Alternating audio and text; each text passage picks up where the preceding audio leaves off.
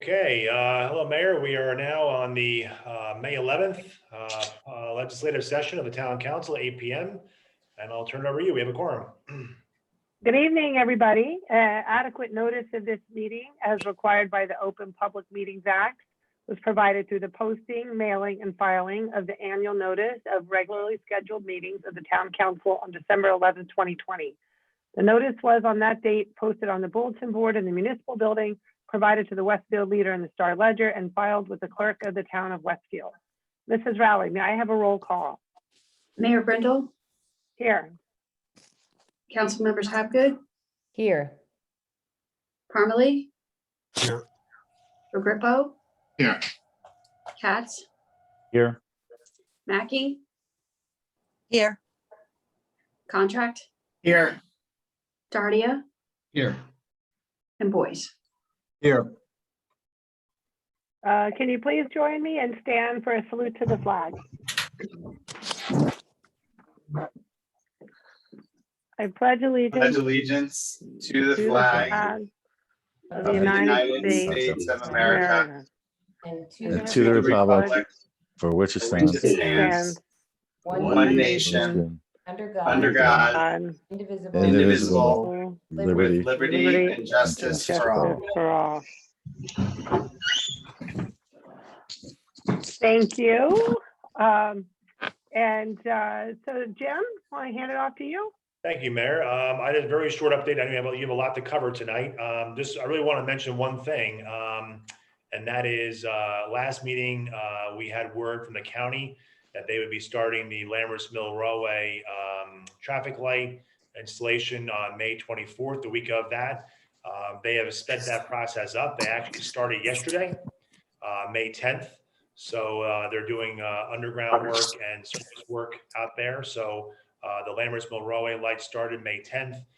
No date yet on when the underground work will be starting on the West Broad Scotch Plains, but good news that the process has been sped up and that work started yesterday.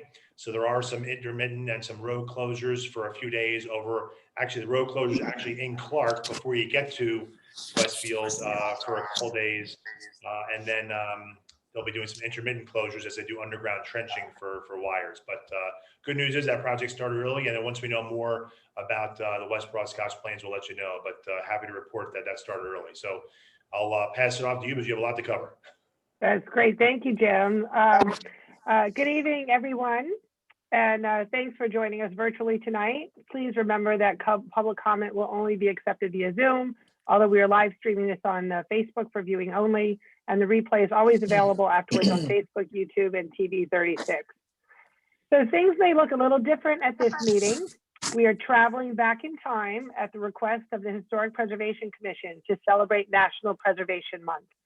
I'm speaking to you in front of the building on Prospect Street that functioned as Westfield's Town Hall and Police Headquarters from 1910 until the new municipal building was erected in its current location in 1954. I would like to thank the Historic Preservation Commission, the Archives of the Westfield Historical Society, and Dr. Stanley Lipson, with the big assist I know from Jenny Jarzowski, for providing us with these wonderful Zoom backdrops. You'll be hearing from everyone else about their backdrops a little later before we get into the agenda for the meeting. So for an update, as Jim mentioned, there is a lot going on. So first, I'll just touch on some COVID information. As you should know by now, Governor Murphy recently announced the state will lift many of its major COVID-19 capacity restrictions on May 19th due to an ongoing improvement in the numbers as vaccinations increase. This includes removing indoor caps on restaurants, stores, and personal services, as well as all outdoor gathering caps, with indoor masking and social distancing remaining in place and venues required to keep groups 6 feet apart. And most of those caps are eliminated on May 19th. And yesterday, the FDA authorized the Pfizer vaccine for adolescents aged 12 to 15, which must now go before the CDC for approval tomorrow. Governor Murphy indicated that the New Jersey Department of Health is currently finalizing guidance for parents, guardians, and practitioners, and they anticipate being able to transition to vaccinating eligible adolescents as soon as Pfizer receives its emergency use authorization this week. And here in New Jersey, the 7-day average for confirmed cases is down 29% from a week ago and 67% from a month ago. And the rate of transmission is 1.07. So it's really fantastic. All the trends are going in the right direction. More than half of New Jersey's adult population has been vaccinated. I think I mentioned in my update last week that close to 70% of Westfield residents have had their first shot, and close to 58% have had their fully vaccinated, and we get those updates on Friday, so I'll have that in my Friday COVID update. You can always find detailed information on the New Jersey COVID-19 dashboard. And just some great things happening on the local side. I do want to thank the Mental Health Council for putting together some wonderful community programming to recognize Mental Health Awareness Month. I hope you've been following the town on Instagram. It's been a kind of a Mental Health Council takeover. I'm going to actually let Councilman Hapgood elaborate on some of this stuff later, but the Cake Crumb Trail in particular, it's a free month-long self-guided tour for participants of all ages. And it reinforces Westfield being a stigma-free community. So I'll let Linda talk a little bit more, but it's really incredible. It's getting lots of buzz and great participation. And there's also a free Zoom mindfulness seminar on May 19th. So lots of great things happening with the Mental Health Council this week. It's also National Police Week this week. And I do want to extend my thanks on behalf of the council and community to our extraordinary Westfield Police Department and its Chief Badalora, for their ongoing professionalism, dedication, and commitment to community policing. As it's been a bit of a rough patch the last week or so, as the community has experienced a wave of car burglaries and thefts. We've been through these before, but our police department is doing an incredible job under very difficult and sometimes and many times dangerous circumstances. So I hope most of you have seen that there is a detailed advisory that was issued to the community about all the activity that's going on. The department is operating with enhanced patrols throughout town, most obvious, some very obvious and some less obvious ways. And they are using every tool at their disposal to address these criminal acts. We've ensured that to ask the chief if there's whatever resources he needs to make sure that we can mitigate this latest crime wave. He has it. But it is a reminder, we need to displace this crime, staying vigilant, securing our cars and homes at all times.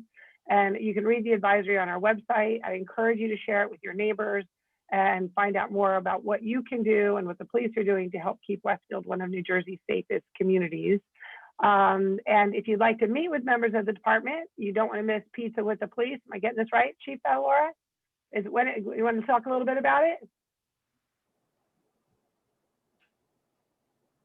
Yes, coming up, Pizza with the Police. If you missed the last one, you don't want to miss this one.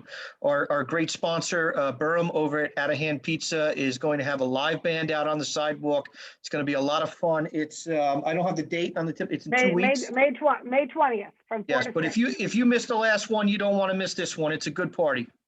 Yeah, it's not just a slice of pizza. It's Correct. like you can come and party with the police, and it's a great chance to get to know them. And I don't know, Chief, if you had anything more you wanted to add about the car burglaries or. No, other than we are conducting enhanced patrols. We have a number of things in the works here, and we are on it like we always are. Yeah, you are. Thank you very much. And I'm actually going to let Councilman Dardia and Parmalee address the Cannabis Commission. They're hosting a public meeting via Zoom on Thursday at 7 o'clock, and I'll let them later on talk a little bit about what's going to be happening on Thursday night and how you can participate. We also, we're doing, if you haven't hopefully tuned in, if you haven't already, but we are doing a series of Facebook Lives every month with Streetworks about various topics. They've been very popular. Last week, it was about the role of civic spaces, public spaces in civic life. The next one is on May 20th. So you go get pizza with the police, and then you come home at 7:30 and you turn on our Facebook Live panel, and you can learn all about the future of retail. And it's retail, you can't just buy it online. And it's going to take a closer look at the shifting landscape, the importance it plays in all communities, and the opportunities it presents for Westfield. So in addition to Streetworks' Richard Heaps, who's been all of this, we're also going to have DWC Executive Director Bob Zuckerman, who's also the president of Downtown New Jersey, Phil Abramson of Topology, our redevelopment planner, and Mike Byrne of MBJ Consulting, who's one of North America's leading retail experts and futurists. So please tune in. I think it'll be eye-opening and very interesting. I also remind everybody about Greta's Run. Hopefully everybody's familiar with this annual tradition to honor the late Greta Schoenemann, who died when she was in high school in a horrific accident when a tree fell. The run will be virtual once again this year. Participants are asked to run individually anytime leading up to Sunday, May 16th, and all proceeds will benefit Imagine, the Center for Coping with Loss. So you can just go to imaginenj.org to get more information. And in just 25 days, Memorial Pool opens. And I think it looks like we're going to have a pretty normal summer. There's no wait list this year. I think guests are allowed. And the fantastic staff is ready to deliver another safe and memorable season. So please go to westfieldnj.gov/pool to sign up. On to tonight's agenda. We have a very busy night with some great initiatives. Very excitedly, we are voting on a resolution to award a contract for the 2021 road paving work, which will supplement the work schedule to be completed by the utility companies, totaling nearly 18 miles of roads this year. So you're going to see, we're going to feel it, and it's going to feel great. You can see the full list of roads through 2024 of what's planned at westfieldnj.gov/road improvement. We are also voting on a resolution to implement retroactive salary increases for 2019 and 20 as a result of the recently negotiated 5-year collective bargaining agreement with our PBA Local 90. And we're all very, very happy about that. And as I mentioned, it's National Preservation Month. So it's timely that tonight we will vote on an ordinance on second reading to historically designate 923 Central Avenue, which will be the 6th designation since I took office. I'm going to let Councilman Hapgood, who's the liaison to the Historic Preservation Commission, elaborate on it. But I can tell you it's a home built in 1757, and it's got a fascinating history and even a better story about how this win-win and designation came to be for the town. So a great homeowner, a great HBC is a really great, incredible partnership, and we saved something of significance to our community. And so while we're talking about history, this is the moment you all have been waiting for. You all get to tell your little blurb about the background that is behind you. So let's see, I'm going to start with, how about Councilman Boyce? You're on mute. Jim. You're on mute. You got it? Thank you, sorry. Behind me is Westfield's first public library building, which was erected in 1906 with funding by Andrew Carnegie. This building does still exist. You've got to look for it. It's located at the corner of East Broad and Elmer Street. And there has been some expansions done to the structure. So you'll have to do some digging, but it is still there. The library, as you know, was later moved to the municipal building, and then from there to its current location, which opened in 1988. So, thank you. Like Councilman Hapgood. Okay, so I'm going to lean this way so everyone can see the houses behind me. This is a photo of Dudley Avenue from a perspective of Elm Street, circa 1910. Dudley Park and the adjacent Kimball Avenue Historic District were developed in the late 19th and early 20th centuries for early New York City commuters, and are still considered Westfield's best preserved collection of grand turn-of-the-century homes. And the one behind that you can see most prominently in the photo behind me belongs to a former councilman. That's very cool. Councilman Dardia. Sure. Okay, so behind me is Lambert's Garage, circa 1914. And so cars began to replace horse-drawn carriages as the primary mode of transportation by 1910. As I indicated, this photo shows Lambert's Garage, an early service station at the corner of Central and Lenox Avenues. Very cool. Councilman Parmalee. Yes. So hold on a second. So behind me is you'll recognize that as the Westfield train station on the north side. The Westfield train stations on both North and South Avenue were erected in 1892 and are outstanding examples of the Richardsonian Romanesque style, and they're both listed on the state and national historic registers. Very cool. Councilman LaGrippo. Yeah, you're on mute. There you go. Oh, sorry. Yes, this is the corner of Park and Summit. I didn't give a year, but it looks like probably the early 1900s. You can't really make it out with my big head in the way, but it was pretty cool. There's a trolley that ran down Summit Avenue, and I honestly didn't know we had a trolley that ran. I knew we had one that ran down Boynton Avenue, but there was a trolley that ran down Summit Avenue as well. So pretty cool.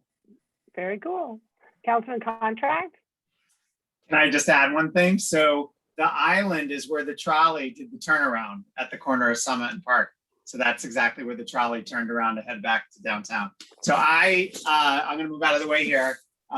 This is Stoneleigh Park, circa 1906, one of Westfield's most picturesque neighborhoods. Stoneleigh Park was developed beginning in 1900 and is still home to many outstanding examples of shingle style, colonial revival, and Tudor revival architecture. It was listed on the state and national registers of historic places in 1988.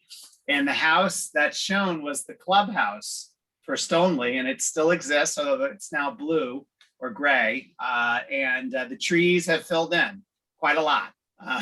It doesn't look anything like this now, which is wonderful. And I think Councilwoman Hapgood is filling in for Councilman Mackey, who is having background issues. So Yes. Linda.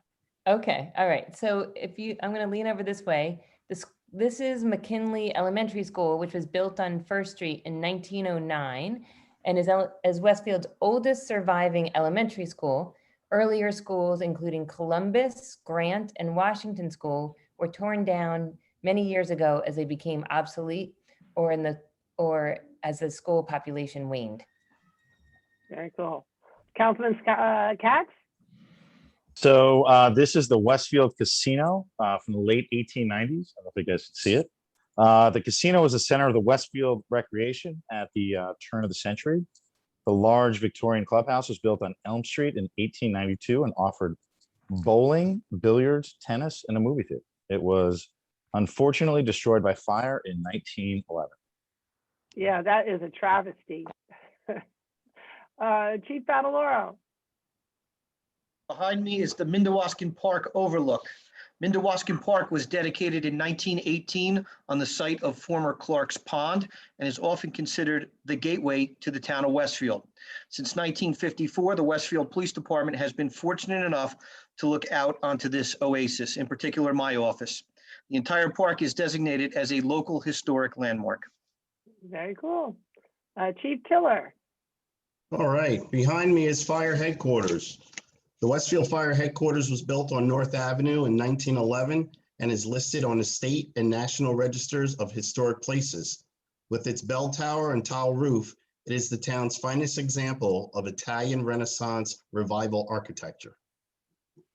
And if anyone tuned in to our Facebook Live yesterday, if you move over, you see the horse and buggy back there. And Chief Tiller was talking about why it's time for a new firehouse. There you go.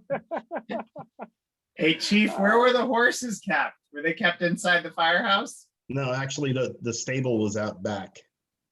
So when they went on a call, when they came back, they actually used to walk down the alleyway between where the Jolly Trolley used to be in the firehouse and take the horses around back. Got it. Not crazy. Okay, Town Attorney Tom Jardine, former mayor. Thank you, Mayor. I get the great honor of talking about something that's probably familiar to all of us, our great Rialto Theater. And actually, the Rialto isn't our first theater in town. The first theater was called the Westfield Theater, built in 1912 at 114 Elm Street, which is just about across from Adams Tavern. But the Rialto was built in 1922. And it was one of our great movie palaces, and its iconic marquee still remains one of the town's most identifiable features. Thank you. All right, Tara, Rowley. Behind me is Arcanum Hall, which was built in the Queen Anne style in 1892, remains at the heart of downtown, and recently underwent a facelift with the help of the Downtown Westfield Corporation. And lastly, Jim Gilday. Thank you. Again, I'll get out of the way here. great picture of our downtown circa 1906. Notice the above ground wires and the trolley tracks downtown. So the Central Business District has been the center of Westfield since its founding in 1720, but saw its greatest development after the arrival of the railroad. As the town's population doubled in the first decades of the 20th century, the downtown flourished as it still remains many of the commercial buildings still remain and storefronts built before 1915. And again, it's just amazing to see, the above ground wires, trolley tracks, and some of the same buildings we see today. So, Yeah. Well, thank you, everybody, for being game for that. That was fun. And so we can, with that, move on to the evening's business. I have two proclamations I'll be reading tonight, one recognizing Lyme Disease Awareness Month and another recognizing the amazing work of our vulnerable populations work group in vaccinating underserved populations. So I want to remind everybody that I will once again be enforcing Robert's rules this evening to make sure we stay on topic and the meeting runs efficiently. So I think, bear with me, I have all these different things open on my screen. Let's find, here we go. Okay, so with that, I think, do we have any appointments, Mrs. Raleigh? I think we do. Yes, So you have an appointment to the Recreation Commission? Yep, and I would like to make a motion to appoint Roselle Chong, who is replacing Brad Rothenberg, who recently relocated to his unexpired term ending December 31st, 2023. May I have a motion So to moved. approve? Second? Second. Second. All in favor? Yes. Yes. Opposed? This motion is carried, and I welcome Roselle Chong, and I think she might be on the call, so She is, congratulations. yes. Yep. Thank you, Congratulations, Roselle. Roselle. We're thrilled. Thank you for stepping up and being willing to serve. And then we have two proclamations. I will read the first one. It is Lyme Disease Awareness Month. And a resident had specifically reached out and asked if we would do that. And we all have seen deer season and deers everywhere. And I think we also want to bring awareness to the Lyme disease that they can carry and how careful we need to be.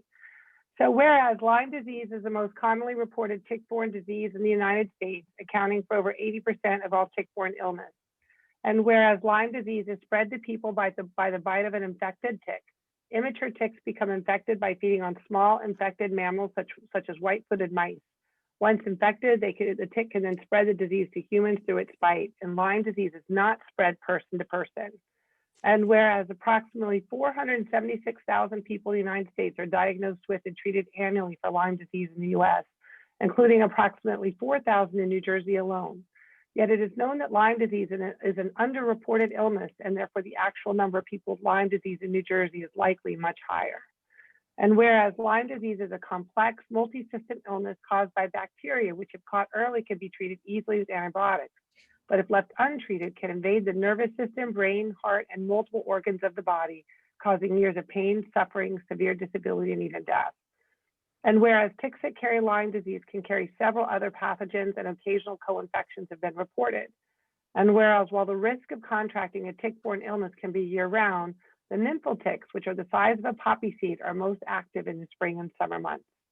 And whereas people can reduce the risk of contracting Lyme disease by avoiding wooded areas with dense shrubs and leaf litter where ticks like to hide, making their yards less attractive to ticks by keeping their lawns mowed, using safe insect repellent on themselves and their pets to keep ticks from attaching to skin, and frequently checking themselves and especially children when in common tick-infested areas.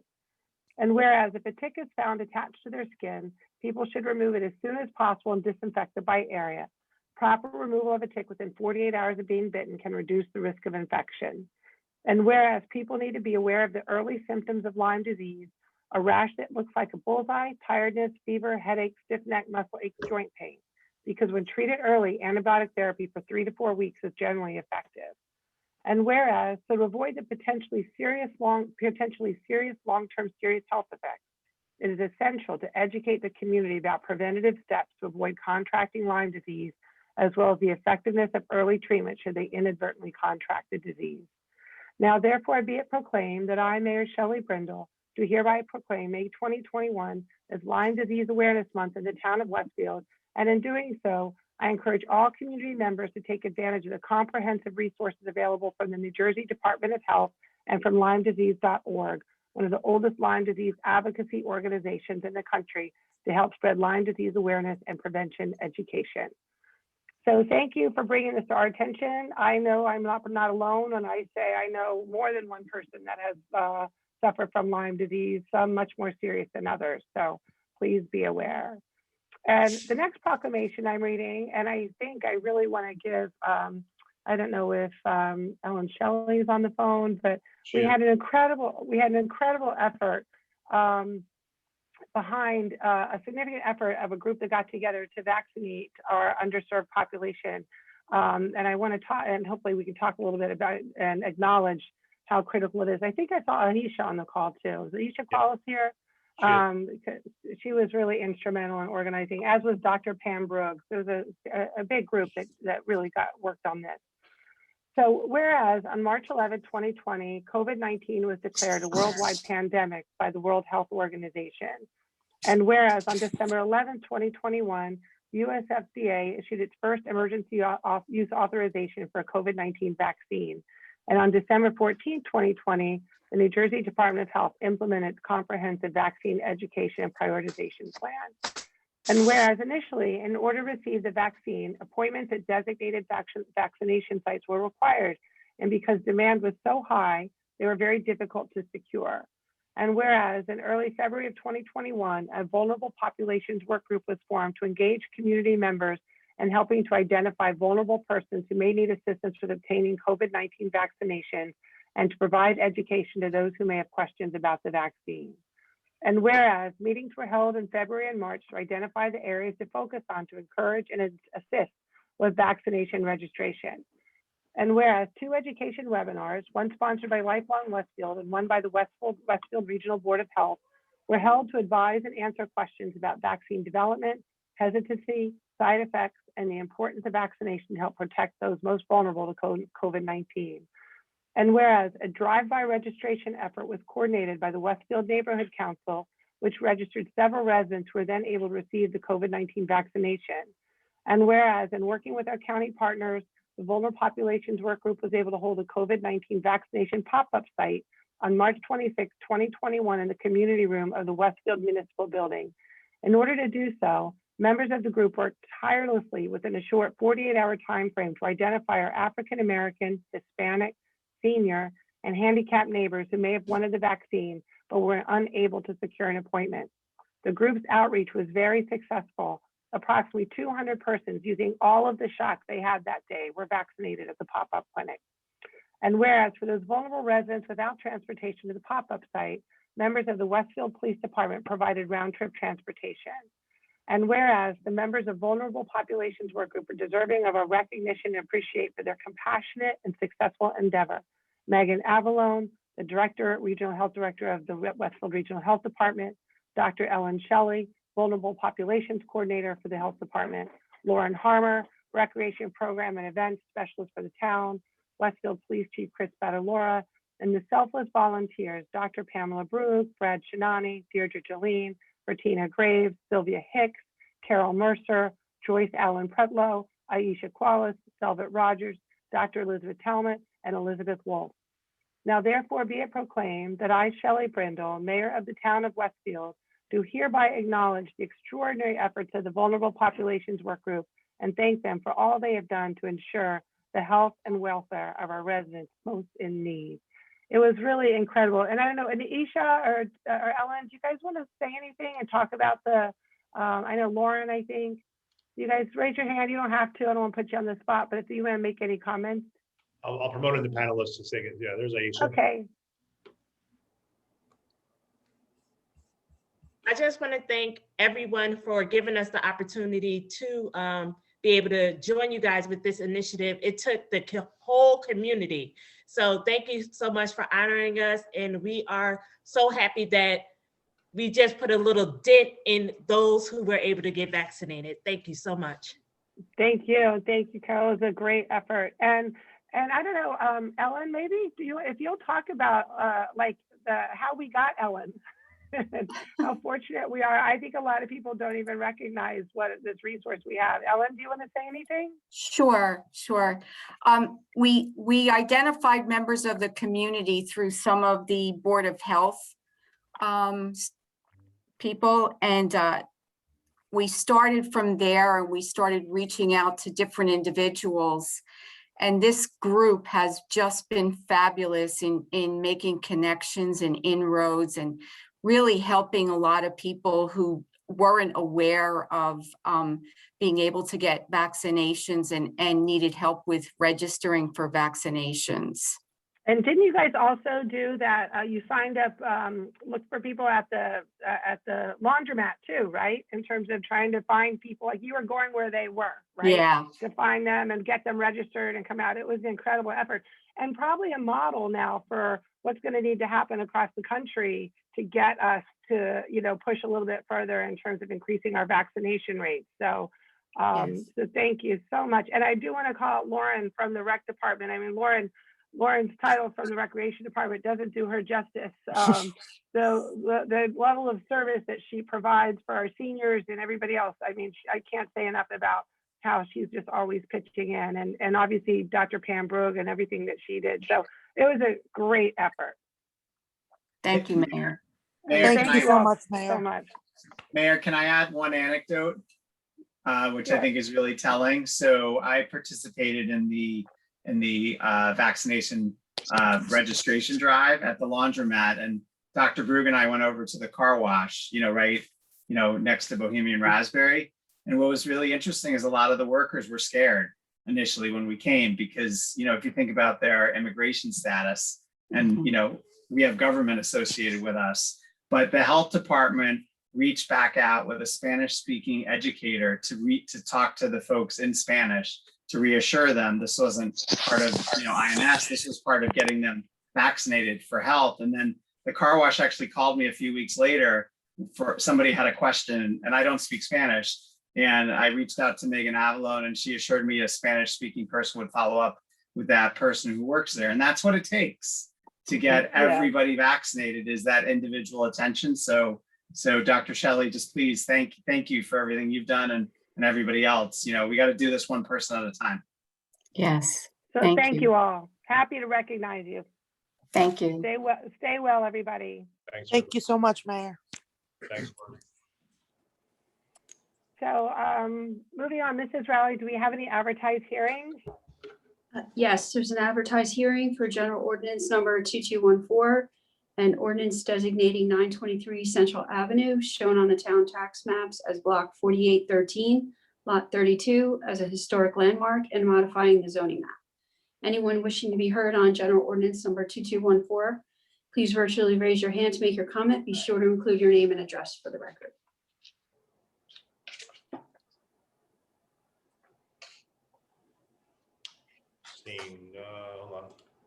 Seeing none, Mayor, may I close the hearing? This hearing is closed. Councilman Parmalee, please move for the adoption of general ordinance number 2214.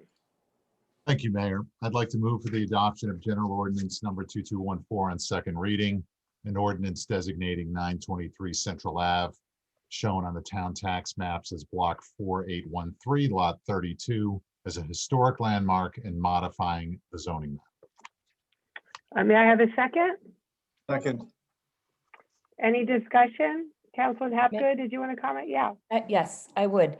Thank you. This is a big night, one that marks a lot of intentional effort on the part of the planning board and the Historic Preservation Commission and this council, and the homeowner, Kenneth Abram, who initially came to the planning board with the intention to tear down the home, not appreciating any of its historic value or had any idea how old it was. He just thought it was an old house. And so the planning board started asking some questions. The original idea was to tear down the house and put up two new homes very close together.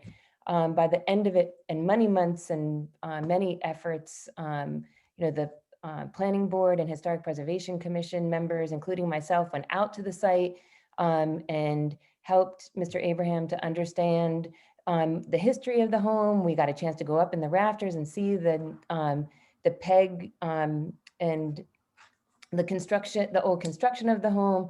It was fascinating, and he also became fascinated by it. And so the planning board did some work to subdivide the property in a very unusual way that enables the preservation of the old home, which the owner plans to completely renovate and refurbish.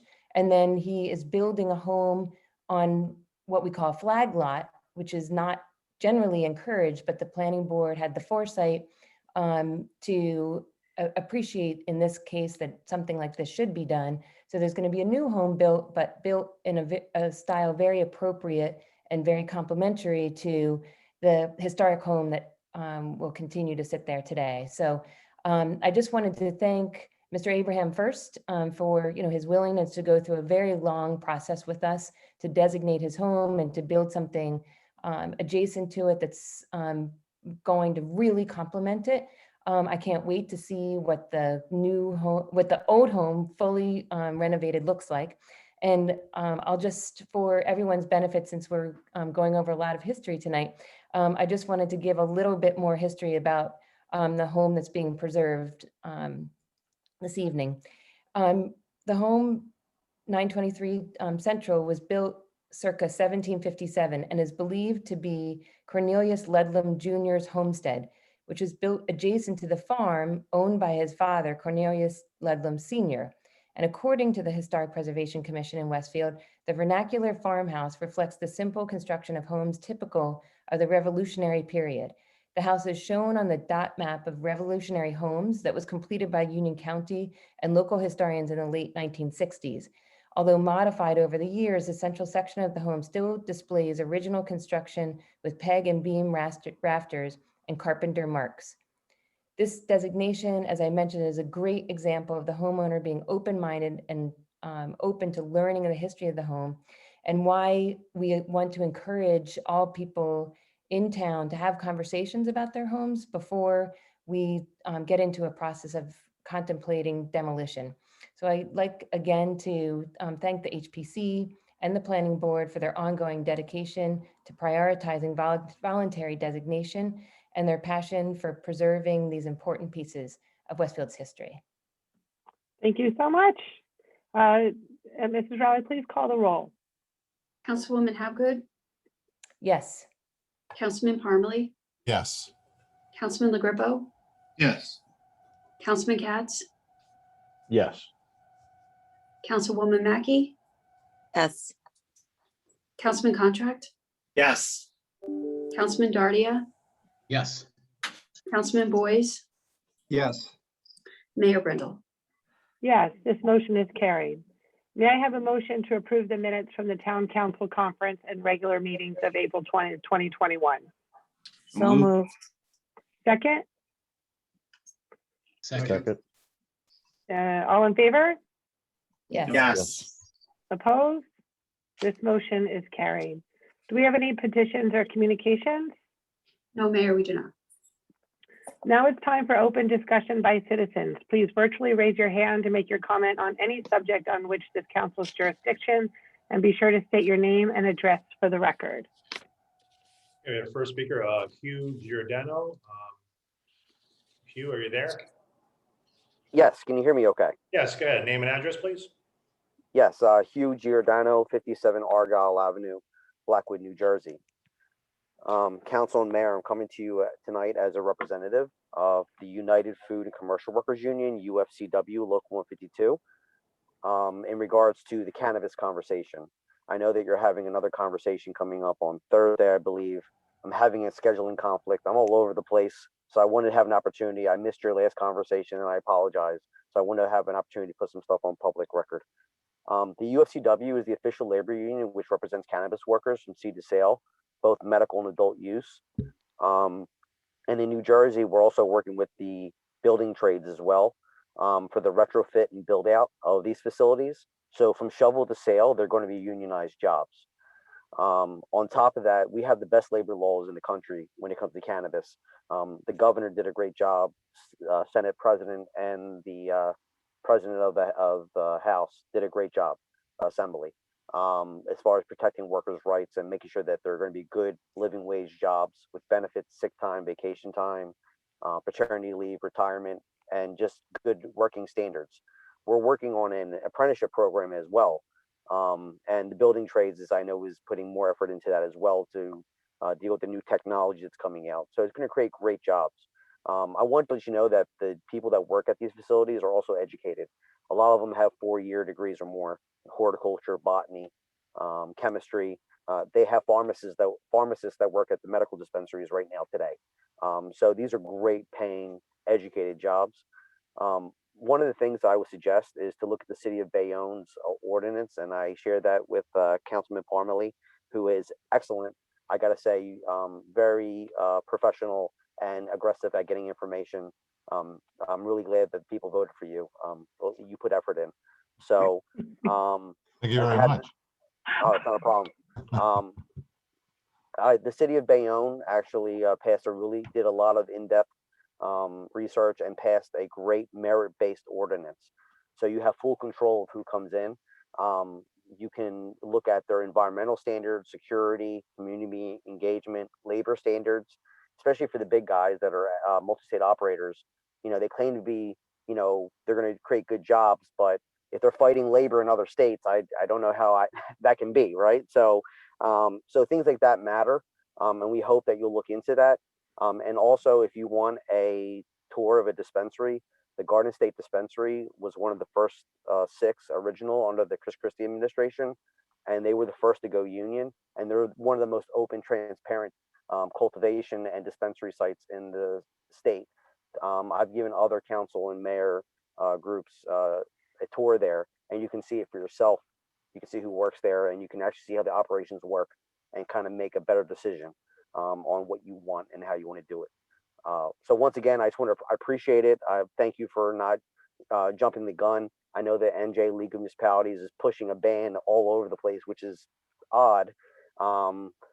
But sorry, Mr. Giordano, sorry, Mayor, typically for residents who don't live in town, you give them 3 minutes, and Mr. Giordano. Okay, thank you for reminding me. Thank you, Mr. Giordano. Okay, thanks for that reminder, Tom. Thank you. Okay, thank you, Mr. Giordano. We have Kelly Kessler. Are you still there? Let me see. Kelly, are you there? Kelly?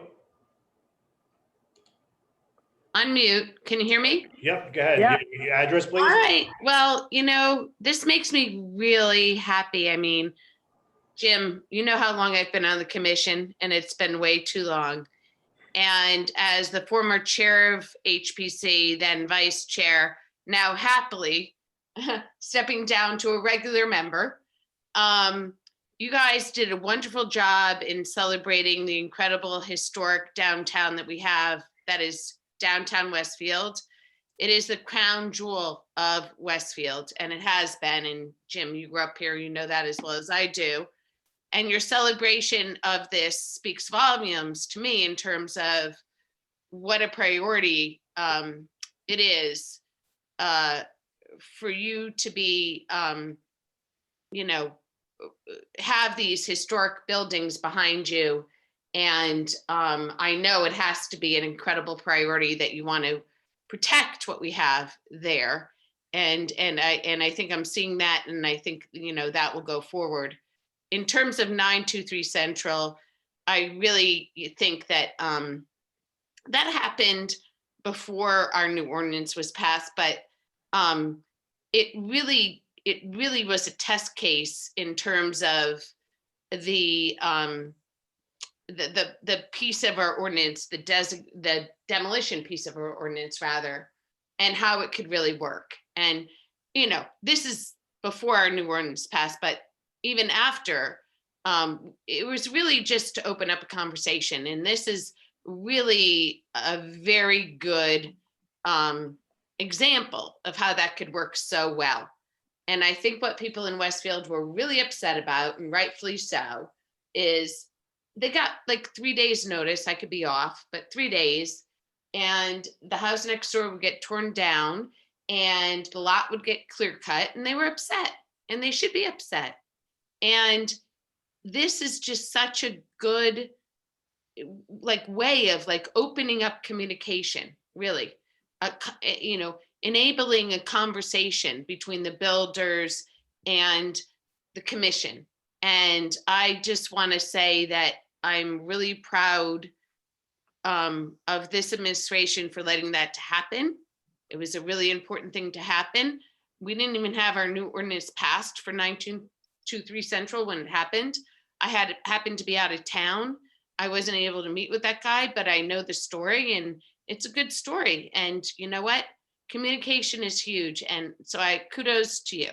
That's all I have to say. Thank you, Kelly. Anyone else like to be heard? Anyone else? Maria Boyes, go ahead. Hello, Maria. Hi, can you hear me? Yes, address? 122 Ferris Place. Thanks. So I too just wanted to thank and acknowledge this administration for the support it's shown towards historic preservation. The success of the HVC can only be possible by the openness and courage of this council. And I think it was best highlighted in the letter by Mrs. Goldstein, who recently designated her home on Prospect Avenue. When she stated she had reached out in prior years to have her home designated, but her call was never followed up on. So I just want to say thank you. I also want to draw attention to our recently revised design guidelines, which can be found on the HPC page of the town website. Architects and builders have already commented on how helpful they are. And I appreciate Westfield's council members and mayor keeping an eye on the past while looking forward to the future. Thank you. Maria. Great, thanks, Maria. Anyone else like to be heard? Seeing none, Mayor, you may close the public portion. I close this portion of the meeting. Just a couple of comments. Mr. Giordano, I think Councilman Parmalee and Darty might, I think we'll speak a little bit about the Cannabis Commission and what's happening on Thursday, so you can address that later. And just thanks to Kelly and Maria on their leadership on historic preservation. And I think the one comment that Kelly made is worth noting. If the guy that owned 923 Central did not have to go in front of the planning board for a variance, that house would have been demolished. The only reason we saved it because he happened to have to go in front of the planning board. Now we have an ordinance that would require him to at least have the conversation, but that we were one meeting away from that house being gone. And so I think to Kelly's point, the ordinance that we have would at least force the conversation to give us an opportunity to come up with some creative solutions like what happened here. So anyway, win-win for everybody. Obviously, we're pretty happy about it. So I close this and let's move on to bills and claims. Councilman Hapgood. Thank you, Mayor. I'd like to move bills and claims in the amount of $565,268.97. May I have a second? Second. Any discussion? All in favor? Yes. Yes. Opposed? This motion is carried. Next on the agenda is reports of standing committees, beginning with the Finance Policy Committee. Councilman Hapgood. Thank you again, Mayor. I have 16 resolutions tonight that I'd like to move as a package. One, a resolution authorizing the CFO to draw a warrant for dog licenses for April 2021. A resolution authorizing the CFO to refund recreation department fees. 3, a resolution authorizing the CFO to draw a warrant to refund tree preservation cash bond. 4, a resolution authorizing the CFO to refund dumpster security payment. Number 5, a resolution authorizing the CFO to draw a warrant for food application refund. 6, a resolution authorizing the CFO to sign bi-weekly warrants for PBA employee salaries effective January 1st, 2019. 7, a resolution authorizing the CFO to sign bi-weekly warrants for PBA employee salaries effective January 1st, 2020. 8, a resolution authorizing execution of an agreement with the Morris County Cooperative Pricing Council to renew membership. 9, a resolution to award a contract for redevelopment bond council services. Number 10, a resolution authorizing submission of an application for project entitled New Jersey Library Construction Bond Act. And then I'd like to just note before I go through 11 through 15, that there's nothing that makes the Finance Policy Committee happier that when we have resolutions authorizing submission for new line items for revenue in the municipal budget. So here we go. Resolution to approve insertion of a special line item of revenue in the municipal budget. A resolution to approve insertion of a special line of revenue in the municipal budget for a public health capacity grant. A resolution to approve insertion of a special line item of revenue in the municipal budget for body armor. A resolution to approve insertion of a special item of revenue in the municipal budget for the drunk driving enforcement fund. And a resolution to approve insertion of a special item of revenue in the municipal budget for the COVID-19 vaccination grant. And then the final resolution, number 16, is a resolution authorizing the CFO to draw a warrant to refund the street opening cash bond, which means that we can start repaving roads. May I have a second? Second. Any discussion? All in favor? All in favor? Yes. Opposed? This motion is carried. So next is the Code Review and Town Property Committee, Councilman Parmalee.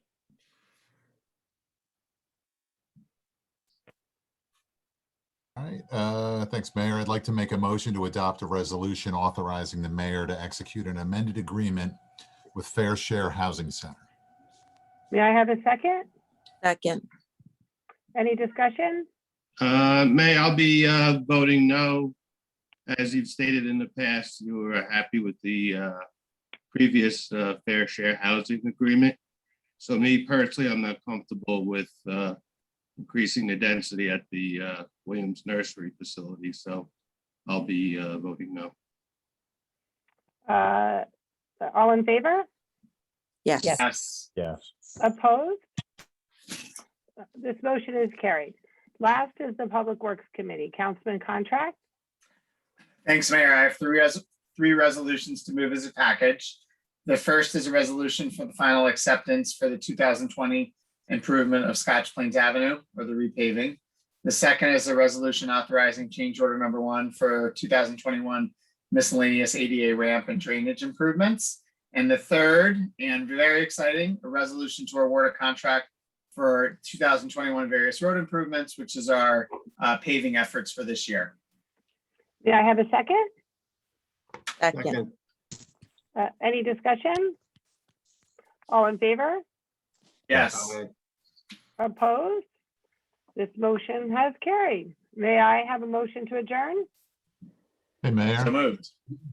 Mayor? Oh, I'm sorry. Yes, I'm Yep. sorry. Councilman Parmalee, thank you. And Dardia from Cannabis. Thank you. I'm sorry to interrupt, and believe me, No. I'm the first to vote for the motion to adjourn. But I did want to just, if we have just a few minutes, just to give a Yeah. quick update on the Cannabis Commission and the meeting, the public meeting that we have coming up this Thursday, just to give everyone kind of a summary of what the meeting's about, what the commission's considering. Ultimately, it's a decision whether to opt in or opt out. And the basic decision is, under the law, towns have 180 days, and that's until August 21st of 2021, to either prohibit outright or limit the number of establishments, distributors of delivery services, the location, manner, and times of operation, and establish civil penalties for violations of certain ordinances. And as we set forth in the website, once a municipality opts in, that decision remains in effect for 5 years. And if a municipality opts out, Westfield opts out, we can always thereafter opt in at any time. There's no limitation. And it's not just limited to retail operations. There's 6 different classes of licenses that the state is issuing: a cultivator's license, manufacturer, wholesale, distributor, retail, and delivery. So there's a variety of different things to consider. So in addition to me and Councilman Dardia, the commission's composed of 14 additional people, residents and town employees. And of those 14, excluding me and Dardia, only 1 is elected, and all of them have volunteered to take their time to make a thoughtful and a considered recommendation to the council. And importantly, part of the commission's goal, we've met a few times already, and the part of the goal is to incorporate public input into the recommendations. And we feel it's really important to hear from residents And we recognize the conflict between one thing, the responses to the master plan questionnaire, where in 2018, a majority of the residents or respondents preferred no cannabis retailers within the town. And you contrast that with Westfield's support in favor of legalizing cannabis in November of 2020, which at 69% was actually 2 points exceeding the state average in favor of the legalization, which was roughly around 67%. So we're trying to go about this two different ways. This coming Thursday, we've got a public input meeting. The commission's going to host a public input meeting via Zoom beginning at 7 o'clock. The meeting will also be streamed via Facebook Live, but all those who wish to speak have to join via Zoom. And if you go to the main town webpage and search cannabis, it's pretty easy to find the link. And then we're also accepting emails. So for those who can't attend on Thursday, comments may also be submitted via email through May 20th. And the email address is cannabiscomments, that's one word, at westfieldnj.gov. And the email address will be open basically for almost a full 2 weeks, which should give everyone in town a chance to share their opinion.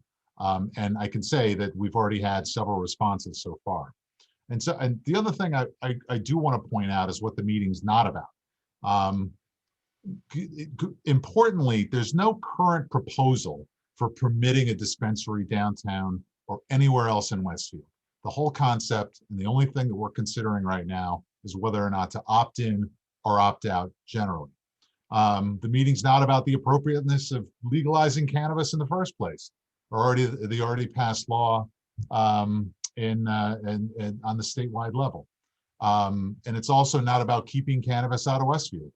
One thing that's important that I think residents need to know is that the state law does not permit municipalities to restrict or prohibit delivery services. And so irrespective of the town's decision to opt in or opt out, delivery must be permitted within Westfield under state law. And also I'd point out that one of our closest neighbors, Scotch Plains, among some others, have already opted in both on Route 22 and then also on Plainfield Avenue, a section of Plainfield Avenue. So I look forward to hearing everybody's comments. Hopefully most of all of the commission's going to be able to be there to listen to it. And we're also looking forward to reviewing the comments that come in via email. Thank you, Councilman. And thank you for clarifying that, because I've gotten some comments or questions I think those have oversimplified what it is you guys are tasked with doing, and as if it's a decision, are we going to allow retail dispensary or are we not, as if one is already being considered.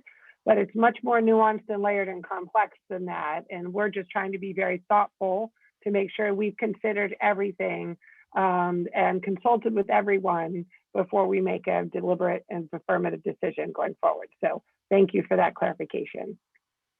And with that, Mayor, I'm sorry. Yeah. I just want to make one quick announcement. Yeah. It is May is Mental Health Awareness Month, and you mentioned in your comments at the beginning of the meeting that one of the things that the Westfield Mental Health Council is sponsoring this month is what we're calling the Cake Crumb Trail. Cake, as I hope most people in town are starting to appreciate, stands for compassion, acceptance, kindness, and empathy. And so I hope that people will take some time to take some time to follow the trail. You can pick up a brochure that walks you through the various cake crumb stops, either at the police station, in the vestibule, or at the fire station. Yes, the historic one behind the chief tonight, or you can find the same brochure on the town website. There's also an Instagram story that's going on throughout the month. So check out the posts on the Town of Westfield's Instagram account. And there are also participating store owners and business owners in town. So when you see the cake emblem, on the storefront of businesses in town, make sure to go in, talk about cake, and most of them have prizes to hand out to everyone. So have a good time with that. A week from Saturday, a whole bunch of the Westfield Mental Health Council members are going to be meeting at the farmer's market, and then spending time spreading the good news of cake around town. And I also wanted to mention that there are going to be t-shirts on sale at the Westfield Farmers Market to raise money for the Mental Health Council in the state of New Jersey. So thank you all. Thank you, and Linda. Thank you for your patience. Thanks. Yeah, thank you, Linda. They've done an incredible job this month, really. It's so great to see. So anybody else? Just real quick, I know Councilman Doherty had a public safety meeting last week. Just curious, was anything addressed about the increased car burglaries and people heading into homes and getting the keys, the fob? So just wondering, any updates as far as buying increased technology or anything around that? I'll let the chief probably would be better to address that. Chief Alvarez, do you have any?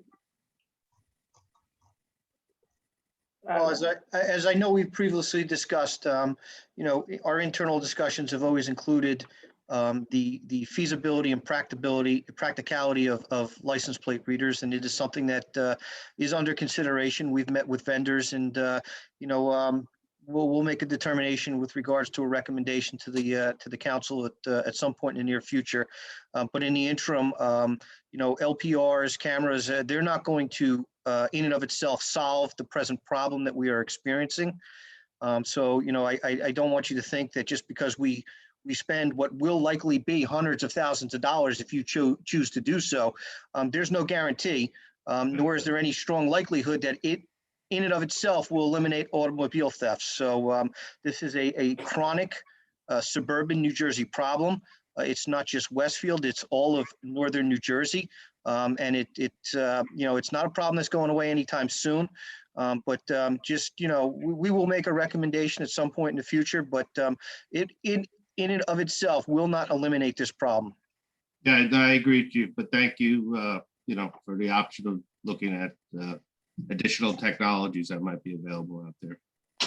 And Chief, thank you very much for all the time and effort you put into putting the bulletin together. You know, making sure that everyone in town is advised and informed of what's going on. I know a lot of us on the council took the opportunity to send it out personally to as many people as we could, and it's been publicized well. And in addition, I know the neighbors up on Hillside really appreciated the time that you took, you know, several hours, you know, to address questions that they had and make sure that, you know, people knew what was going on. So thank you very much. Thank you. And I'm always willing to meet with residents. As a matter of fact, I believe I have one tomorrow night and again, one next week. So, you know, my door is always open to speak with residents in groups or individually. So I am here. I understand the problem. We are working hard. And as I said earlier tonight, we are on it. Thank you, Chief. Yeah, thank you so much. Okay, so now may I have a motion to adjourn? So moved. Second? Second. All in favor? Yes. Aye. Opposed? This motion is carried and this meeting is adjourned. Good night, everybody. Thank you. Bye. Everyone. Aye. Take care. No.